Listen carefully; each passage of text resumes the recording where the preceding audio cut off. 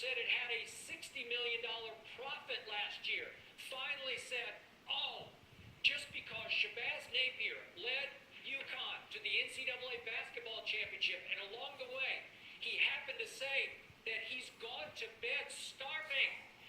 We're so ashamed that maybe we should let them have all they can eat? Really? In 2014. And remember, my Oklahoma Sooners football team had 3 players last year who had to be turned in for secondary violations of the food rules. They had to pay $3.83 donated to charity so they could be reinstated because they ate too much pasta. They got an extra serving of pasta and they violated the NCAA rule. These are Oklahoma Sooners football linemen who did this. I'm out of my mind over this story.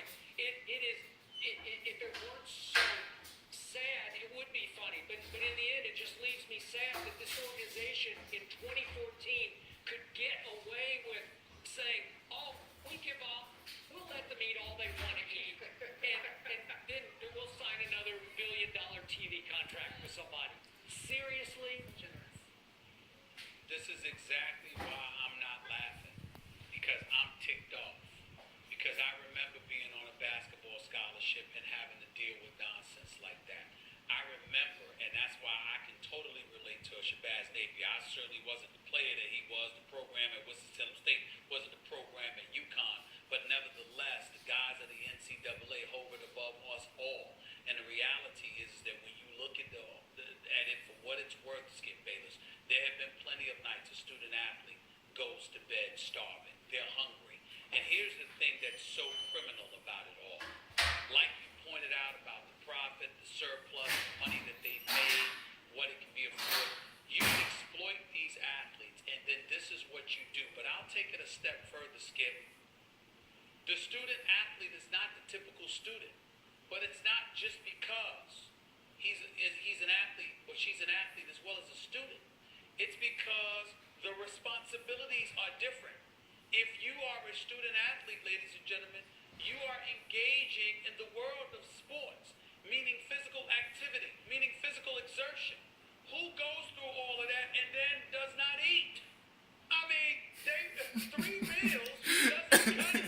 And by the way, what if you had the 3 meals? Because what they're not telling you is when you're allowed to eat those 3 meals. Because the cafeteria is only open, but when it's open, Skip.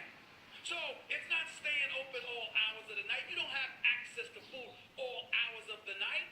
So the chances are there are plenty of occasions where you find yourself, eating, then going and practicing or doing whatever it is that you're doing, and then having to go back and study, or you're looking for something to eat and you don't have it. It's unbelievable that these people are allowed to get away with it, which is why those students at Northwestern who spoke up for, themselves and how they spoke against unionizing themselves or whatever. Well, maybe that's not the answer, but please understand that the issue itself brings attention to a really big problem, and that is the exploitation of the student athlete by adults. The students need adults representing them so this kind of nonsense doesn't happen. Yep. If you had to deal with an adult, you don't even have to have a lawyer. So just imagine this for 1 second, Skip Bayless. What if somebody from the NCAA or their lawyers had to sit across from you or me to justify doing what they do to these kids? They wouldn't get away with it. Nope. They wouldn't get away with it.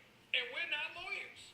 But it doesn't take that to see how flagrantly wrong, insensitive, dismissive, and exploitive these individuals are. I mean, listen, I'm not going to call them criminals because I don't want to engage in that kind of hyperbole.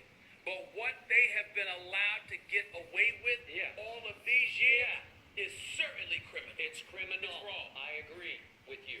So there are restrictions on what kind of jobs, how much of a job a student athlete can have. The student athlete is basically having to work 2 full-time jobs because clearly they have to come up with enough academic credit to keep their athletic department afloat. So they're going to school full-time, and they're playing another full-time job, which is a sport. And, food we're going to pay for here, how much we're going to give you. This is, like you said, it's funny, sad, but in the end, it's just sad. Skip, I played for the great Clarence Big House Gaines, God rest his soul.